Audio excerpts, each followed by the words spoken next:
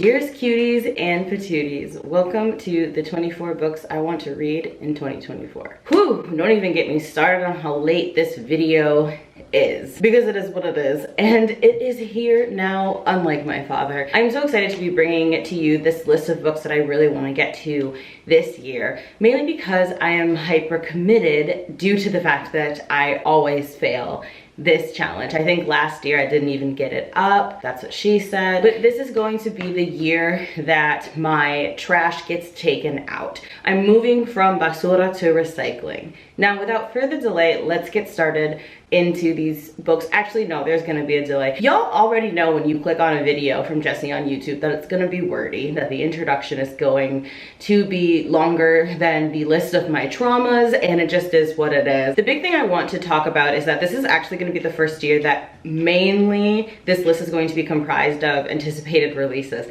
I'm doing this on purpose, mainly because I read so few of my anticipated releases last year, and as a result my enjoyment, like the satisfaction I had of my reading year, wasn't quite what it could have been. Even though I had a fantastic reading year overall, I still haven't come out with my list of all the books that I read that year and my stats and whatever. It's going to come. I'm on CPT every day, and so is my channel. Let's get started by talking about Blood at the Root. This is from a debut author titled Ladarian Williams, and I could not be more proud of him or excited about this book. This is going to be the first year that you have seen me put a ton of anticipated releases on this list instead of digging into my backlist like I usually try to do for my 24 in 24, or my X amount of books in X amount of years, or you know what I'm trying to say. The reason that I'm doing this is because I did not read any of my anticipated releases from 2023. I feel like I read 3 of them, and I'm hoping that this is going to keep me accountable. And Blood at the Root is the perfect book to put on this list. Not only do we have a debut author, a debut Black male author, and Black male books just do not get enough love or attention on Bookstagram in the book community as a whole. This is a book that you're definitely going to want to pre-order. Black contributions to the science fiction fantasy genre are always an instant add to cart for me. A teenager on the run from his past finds the family he never knew existed and the community he never knew he needed at an HBCU for young, Black, and magical.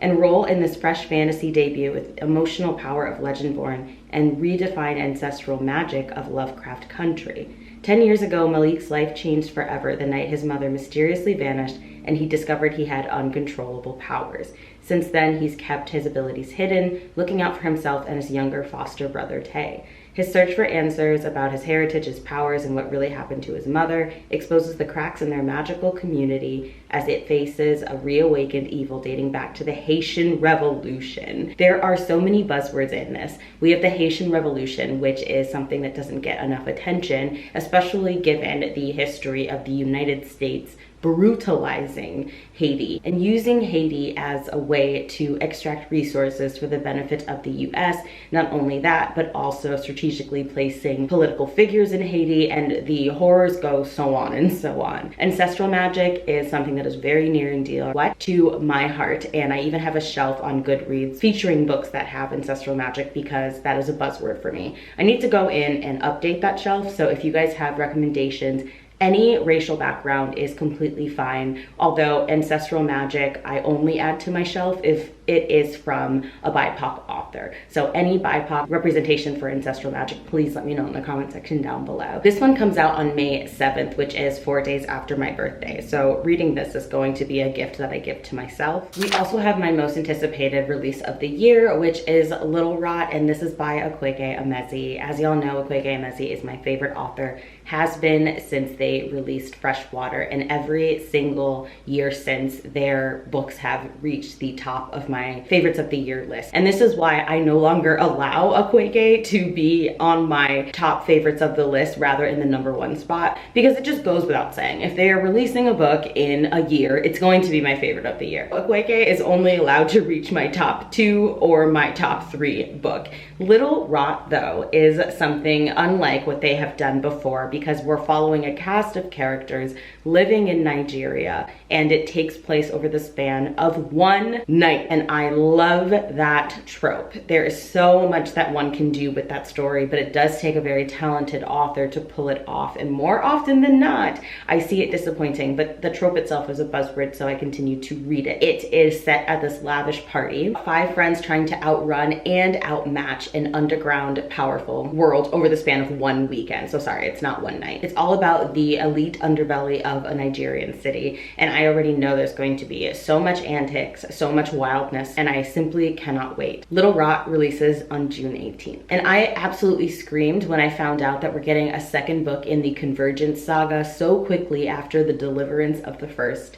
The second book is titled We Are the Crisis, and it features another stunning title. This, of course, is the follow-up to No Gods, No Monsters, and is by Cadwell Turnbull. No Gods, No Monsters remains the most beautiful cover I've ever seen in my life, especially if you look underneath the dust jacket at the hardcover book itself. And not only that, but it is one of the most formidable books that I've ever read in my life. Masterfully combines fantasy, and I think there might even be elements of science fiction. It brings in all of these mythological creatures, but does so through the lens of social commentary. In the very, very first book, monsters who have been hiding in the underbelly of society stop hiding, and it's about what happens as a result. What happens when the monsters decide that they want to be in the light. We're following a clan of werewolves. We are following gods from their own perspective. We are following physicists. We are following vampires, and I cannot express how well written this book was. Some of the most beautiful verbose prose that I've ever read in my life, and this book made me cry. So it is everything and everything that one could possibly want in a novel, especially if you enjoy the speculative and fantastical. And even the fantastical element of the story didn't feel like high fantasy. It just felt realistic. So if you're one of those people that struggles to get into books that feel super far out of our realm, I think you'll really enjoy this. The second book in the Convergence saga, humans and monsters come into conflict in a magical and dangerous world as civil rights collide with preternatural forces. This book releases on November 7th. Wait, what? It's already out? Oh, sweet. All right. Even better. Released on January 16th, so just a few days before I filmed this video, is Behind You is the Sea by Susan Muadi Daraj. I cannot wait for this book. It's an exciting debut that gives voice to the diverse residents of a Palestinian American community in Baltimore. From young activists in conflict with their traditional parents to the poor who clean for the rich, and how their lives intersect. Once I saw that this was a debut and a Palestinian author, I simply added it to cart. I was so excited to read this, and I love a book centering community that features more than one perspective, because that's so important, especially the clash between, I know it's not necessarily about the clash in differences on perspective between the young folk and the older folk, but there are a lot of differences in views of young activists of color in a community and their elders. I could talk about that for so long, but I'm not going to. I just can't wait for this book, and I hope y'all add it to your TBRs as well. Broughtupsy by Christina Cook releases this year, and I'm reading it for Blackathon. So thankfully I'm going to knock this one out ASAP. It comes out on January 23rd. The synopsis could not be more delicious. It is very much in line with the writing of Nicole Dennis Benn, and I'm not just saying that because they are both Jamaican authors. I'm saying that because the type of story, the way it feels, it gives in every single way, and the peek that I've seen at Christina's writing gives that same emotional beauty that Nicole Dennis Benn can communicate in her work. So in Broughtupsy, we are following a queer woman who goes to her native land of Jamaica and is grappling with her queer identity. Actually, I can't remember if she goes or she has always lived there. Yes, she has always lived in Jamaica, and she's tired of not having a place to land. Oh, it's the reverse. Oh my God. So we are following a 25-year-old queer woman named Akua, who is tired of not having a place to land, and so she flies from Canada to her native land of Jamaica, then reconnects with her estranged sister, and their younger brother has recently passed from sickle cell anemia. I had a cousin this summer die of sickle cell anemia and lupus, so I already know that this is going to make me cry. And she carries around his remains in a wooden box, which also makes me want to cry. She ends up meeting a sex sex worker who introduces her to a whole other part of the city. She gets to experience another woman who looks like her, living loudly in her own truth, and I simply cannot wait. Like, talking about it, thinking about it just makes me more emotional. There also is her grappling with resent and abandonment of being like abandoned by her own blood, but also feeling abandoned by Jamaica itself because she isn't accepted there in her own homeland for who she truly is. And I know exactly what that feels like.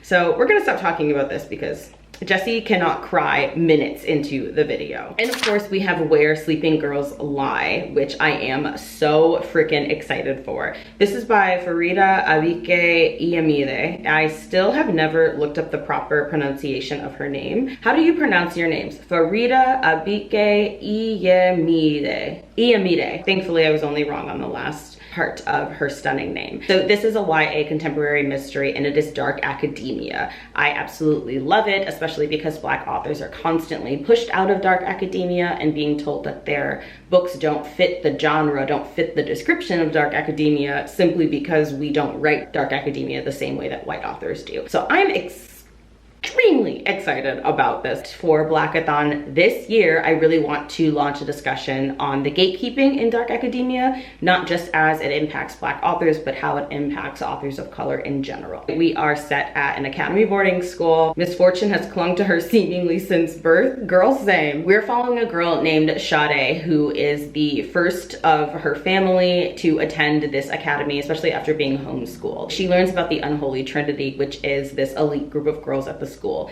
and another girl goes missing. Her name is Elizabeth, and as Sade and this person named Baz start investigating Elizabeth's disappearance, they find out that there's some nefarious shit happening at the school and that secrets lurk around every corner. It's very, very much the same slash similar as the synopsis to Ace of Spades, and I love that. I know that it irritates a lot of people when the synopsis mirrors or is very similar to the author's previous works, but I'm just like, if you know your niche and if you have more stories to tell within a type of story, why not write it? Especially given that Ali Hazelwood consistently writes the same fucking book over and over again. I mean, come on. Next up, we have another beautiful Black authored release, and this is Those Beyond the Wall, the Space Between Worlds book number 2.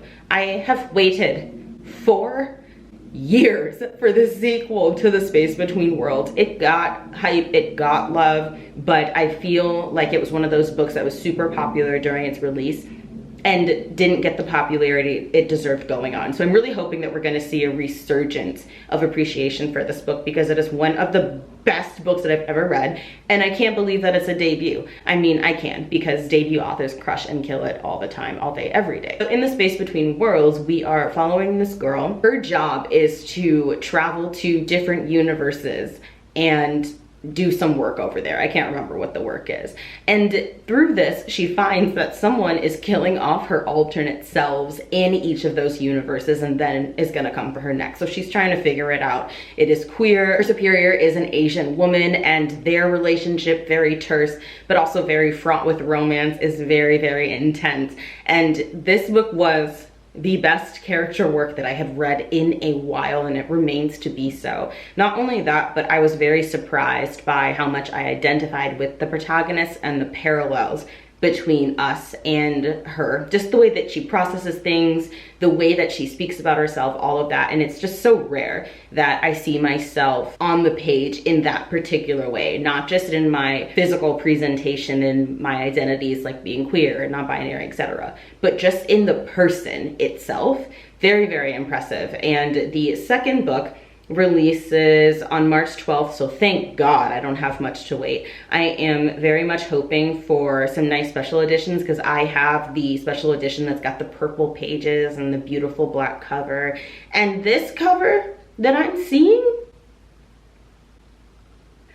I hope the book is better than the cover because it's just not for me. It's just not for me. Faced with a coming apocalypse, a woman must reckon with her past to solve a series of sudden inexplicable deaths. Scales is the best at what she does. So are we following a new character? And her name is Scales? That's interesting. She's an enforcer who keeps the peace in Ashtown, a rough, climate-ravaged desert town. But that fragile peace is fractured when a woman is mangled, not mangled, and killed within Ash's borders right before the Scales' eyes. And incomprehensibly, there seems to be no murderer. Ew, my Minnesotan accent just came out. I need to leave this God-forsaken state ASAP. So apparently this killer isn't killing all these people, but is invisible. Gosh damn. That is exciting. I don't want to read too much. Y'all know I don't like to go into a book knowing too much, but I'm very, very excited about this. Also, this qualifies for Camp Oregon. I'm trying to remember what month our prompt is, where you have to read a book that's set in a desert. So this would qualify for Camp Oregon if you are participating in the year-long challenge that I'm doing. So this book released on September 5th of 2023, and it is Evil Eye by Etaf Rum. I am excited about this because Palestinian author. I have had a book by Etaf on my TBR before and just never got to it. So I really want to be able to support the newest book and then get to the backlist if the writing is for me. Etaf Rum is the author of A Woman Is No Man. She returns with a striking exploration of the expectations of Palestinian American women, the meaning of a fulfilling life, raised in a conservative and emotionally volatile Palestinian family in Brooklyn. Yara thought she would finally feel free when she married a charming entrepreneur and moved to the suburbs. She becomes a traditional wife, raising her kids, staying at home. Long story short, her mother blames a family curse for the trouble that she's facing, but she doesn't really believe in the old superstitions. As her carefully constructed world begins to rapidly implode, that might change. Again, spirituality, family mythos, anything like that is always going to speak to my heart. So I really thought that this would be a perfect book for me, especially because it's a family novel. And I know books about mothers are really scorned on BookTube for some odd reason, but I appreciate the family, especially the family of color unit. So I'm looking forward to this book. Next up, we have a book that I cannot believe I didn't get to in 2023, and that is All Sinners Bleed by S.A. Cosby, who is top 5 thriller authors of all time for me. He is absolutely incredible and deserves every single ounce of the praise that he gets.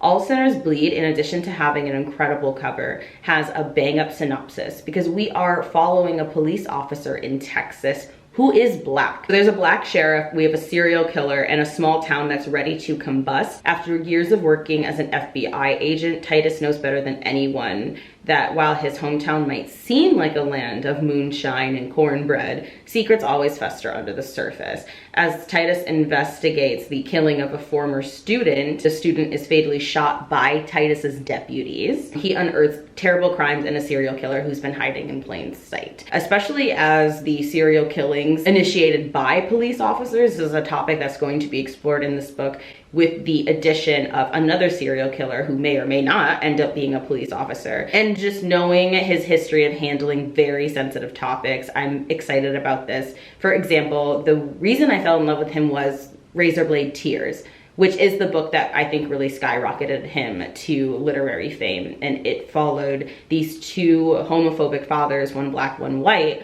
whose sons were married to each other. And when their sons die of a horrific homophobic murder, they then team up and tear apart the city trying to figure out who killed their boys. That book was such a sensitive but well done novel. On one hand, I saw the inherent premise irritating, right? Because it's something we've seen time and time again. I'm gonna fight for my queer child after my queer child is murdered. It's something that happens in real life that just makes me roll my freaking eyes. But I thought that it was very powerful the way that the novel was written, because this was an instance where I felt that novel would really speak to homophobic parents and make them think twice. And so regardless of S.A. Cosby's sexuality, because I don't like to speculate on what a person's sexuality is without hearing from them directly, regardless of whether or not the author is queer, the author wrote a book that is going to make queer people's lives better overall as a whole, and I just was really, really happy about that, especially given how it was done. Released on November 21st, we have the follow-up to The Son of the Storm, which is Warrior of the Wind, and this of course is by Suyi Davies Okunbawa, another series that doesn't have enough respect on its name. I have waited so long for the release of this book, and the fact that I didn't get to it last year just made me really sad. But by November, right, you already have so many books on your TBR that you're rushing to get through. So when my book releases, I really hope the release date isn't past like October. I know myself, I really struggle to get to my anticipated releases that come out in the last 2 months. And I just love the opening sentence: from city streets where secrets are bartered for gold to forests teeming with fabled beasts, Suyi Davies Okunbawa's sweeping epic of forgotten magic and violent conquest continues in this richly drawn fantasy inspired by the pre-colonial empires of West Africa. We still are following Danso and Lilong and that woman who I want to fight as they come into their powers and try to escape the people that are trying to exploit and murder them. It's a fantastic series, so well written, and I just can't wait for the second one. Okay, how many books have I talked about so far? 1, 2, 3, 4, 5, 6, 7, 8, 9. The 10th book on this list is My Dear Henry, and this is by Colin Bayron. I've taken some issues with both of the books of hers that I've read. This is an instance of an author who has elements of problematic writing in her text that I'm still going to support, because it's not to the point where we need to throw the whole author away. And I firmly believe in people just getting better with time, especially giving love and patience with Black queer people. Cinderella Isn't Dead is a wildly problematic book, and I've spoken about this in Waste My Time videos before, so you can seek that out if you're interested. My Waste My Time playlist will be down below. And I think I also talked about it in my problematic Black authors video, so I'll leave that linked down below if that's the case. However, when I then read last year You're Not Supposed to Die Tonight, even though there was a situation where a male character was physically assaulted by his girlfriend and it was seen as a funny thing for comedic relief, which I think is completely unacceptable. With the exception of that brief scene, I thought the book was phenomenal. So already her work is like getting better in my opinion. A Jekyll and Hyde remix is incredible because that was one of my favorite stories growing up, especially because I believe it is queer, and the cover is all I have ever needed to know about this book. I thought about it so much off and on last year, but I don't have a physical copy and I just need to get to it. And for another 2024 release, we have Heavenly Tyrant by Xiran J. Xiao. I cannot wait for this. This one releases on April 30th. After being teased so heavily about it coming out last year, I'm just ready. I'm not going to go into a synopsis because I myself don't want to know, but we are still following Zexin as she is this fighter pilot after being stolen from her home as a concubine. I know that it is inspired by one specific anime, but I can't remember what it is, so if y'all know, comment down below. There is a love triangle in this book, and it is one of 2 love triangles that I have ever supported because it's amazing. I love how different the male characters are from each other. I love the casual queerness. I loved the explorations, the conversations about gender. I know that I'm far from the only one who is highly anticipating this novel. Once it comes out, don't speak to me. Do not perceive me until I finish it. The Sea Cloak and Other Stories is a backlist title releasing in 2017, and this is by Nehru's Karma. The Sea Cloak is a collection of 14 stories by the author, journalist, and women's rights campaigner, drawing from her own experiences growing up in a Syrian refugee camp as well as her current lives in Gaza. These stories stitch together a patchwork of different perspectives with a focus on women, and I'm very excited about it. And with a more recent release, this one dropped on March 7th last year, and it is titled River Spirit. River Spirit is by Leila Abulela, and it is a spellbinding new novel from a New York Times notable author and a Caine Prize winner. I'm not familiar with the Caine Prize, but I am impressed. It's about an embattled young woman's coming of age during the Mahdist War in 19th century Sudan. In River Spirit, Abulela gives us an unforgettable story of people who, against odds for a brief time, gained independence from foreign rule through willpower, subterfuge, and sacrifice. When Akuani and her brother Bol are orphaned in a village raid in South Sudan, they're taken in by a young merchant, Yasin, who promises to care for them, a vow that tethers Akuani through their adulthood, or tethers him to Akuani. As a revolutionary leader rises to power, the self-proclaimed Mahdi, prophesied redeemer of Islam, Sudan begins to slip from the grasp of Ottoman rule, and everyone must choose a side. And as Akuani moves through her young adulthood and across the country alone, sold and traded from house to house, with Yasin as her inconsistent lifeline, River Spirit is a powerful tale of corruption, reckoning, and coming of age, and unshakable devotion to family. I know that I'm going to get so much out of this novel, and the cover is so amazing. It's really, really important to read non-Western authors. For the 15th, 16th, and 17th books that are on my 2024 TBR, I have the Mistborn Trilogy by Brandon Sanderson, which has been on so many TBRs, but this is the year. I love getting to read the books that y'all have sent me as gifts, and that's part of the reason why I really want to make sure I get to it, because if someone takes the time to send me something, I want to get to read it, and it just makes the book so much more special. So this is a trilogy that has so much acclaim and honor and like respect on its name, and this is going to be my first of Brandon Sanderson's works.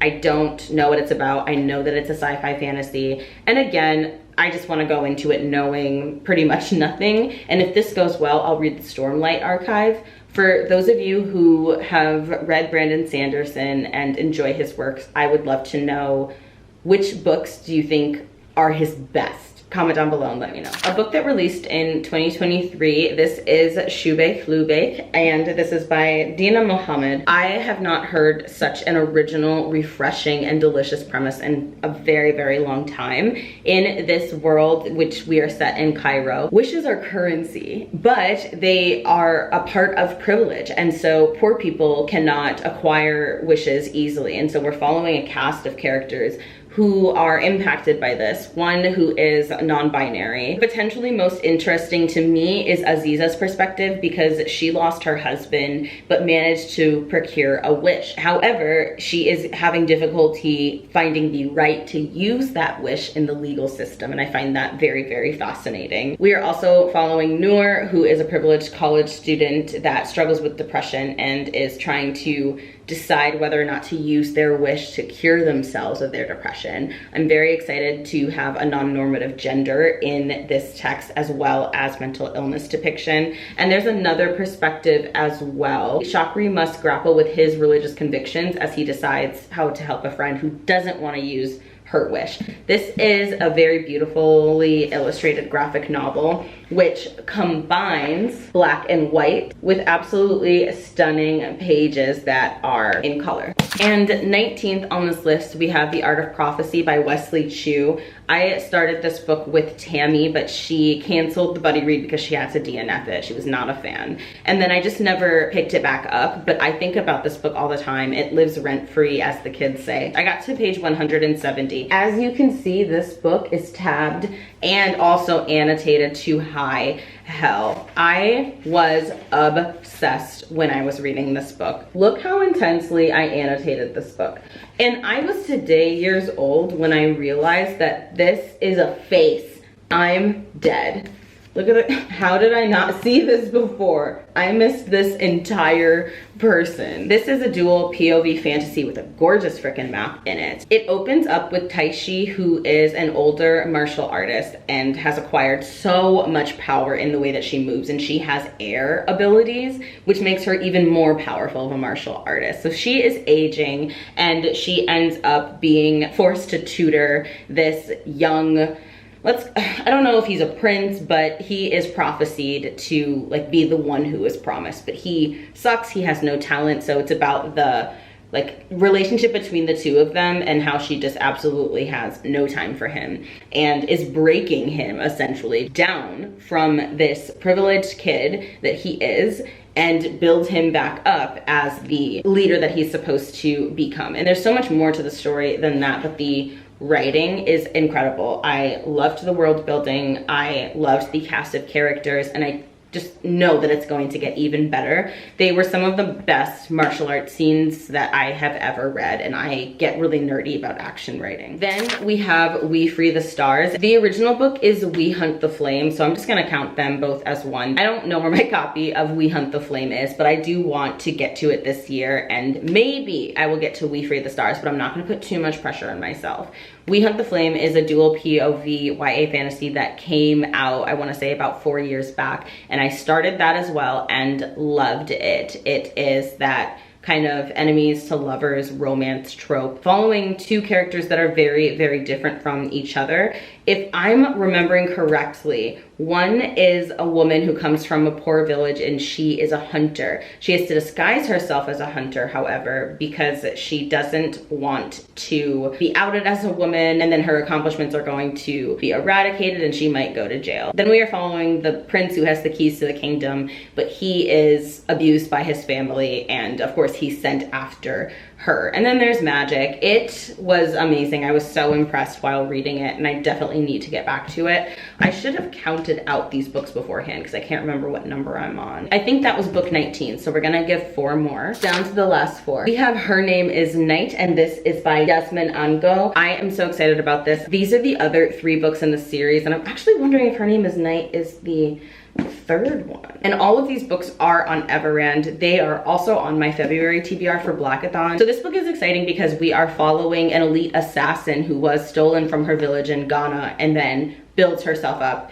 as this incredible assassin. I love me my black thriller horror mystery books, so I'm going to hopefully be reading this for a vlog, and it also addresses human trafficking because she was sold into sexual slavery. I just can't get over how beautiful these covers are though. It's so hard picking my potential favorite because there's this, right? And my instinct is to say that this is my favorite. Y'all know Jessie loves green. But then there's this and Black Girls in Yellow. Ugh, stab me and I'll say thank you.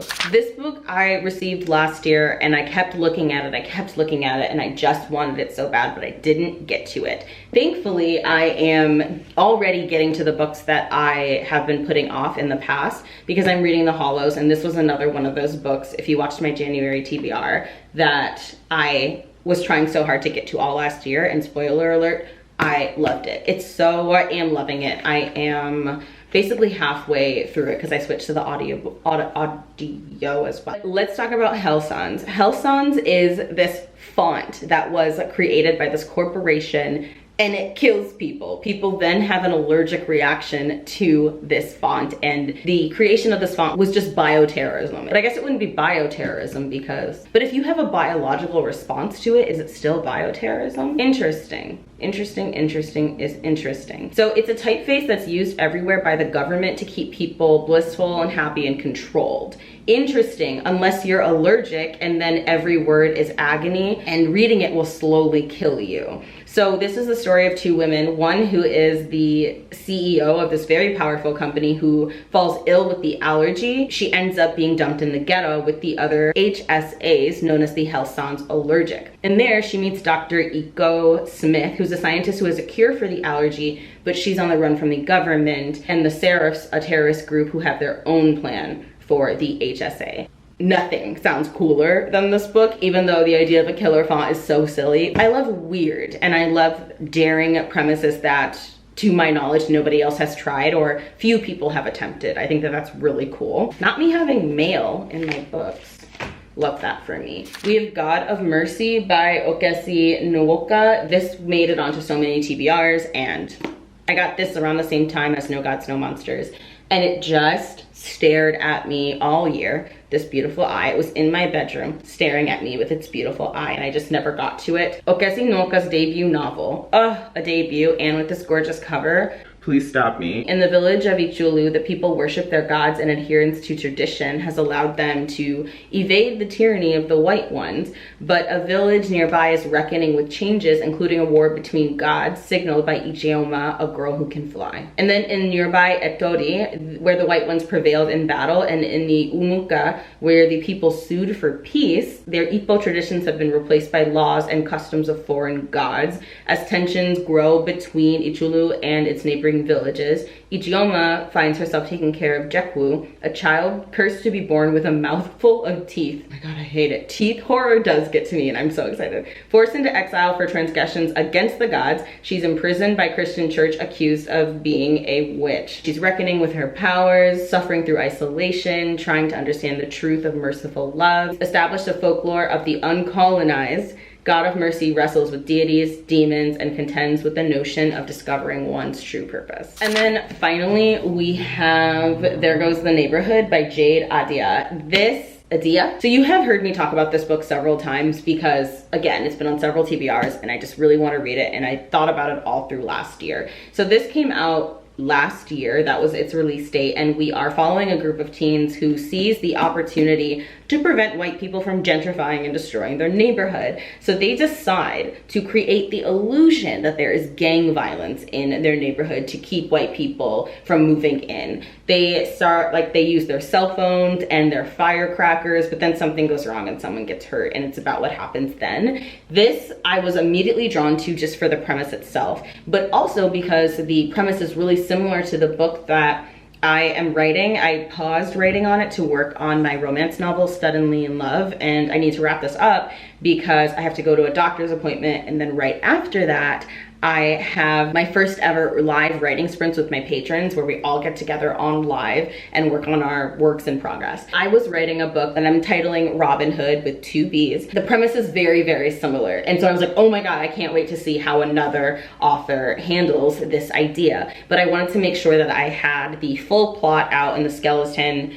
done before I started this book, just to make sure that there wasn't any influence. And now the plot is solid on the book, nothing's getting changed. So it is time for me to read this one, and I just can't wait. I don't know if it's multi-POV. I have a feeling that this beautiful, stunning girl on the cover is going to be the dominant POV, but we shall see. And just in case my count is off, 2 additional books here that I want to get to. Gin Patrol by Deepa Anabara, and also Making Love with the Land by Joshua Whitehead. Joshua Whitehead wrote Johnny Appleseed, which was my first book of the year, and it was an easy 5 stars. It was a beautiful book about a two-spirit man who's returning to his reservation after his grandma dies. And then this is a story that follows these kids in the slums who are trying to figure out why kids like them are disappearing. And then there's Jin. In case my count is off, these are 2 honorary mentions. I talk about this one in my bath time book haul, which will be linked down below. I just posted it, where I get in the bath and I talked about like 50 books that I really wanted to read, and that was one of them. Check out the videos that I've linked down below in case you've missed them. It would mean so much if you would consider supporting my channel by joining my Patreon. We do incredible stuff over there. I've recently restructured my Patreon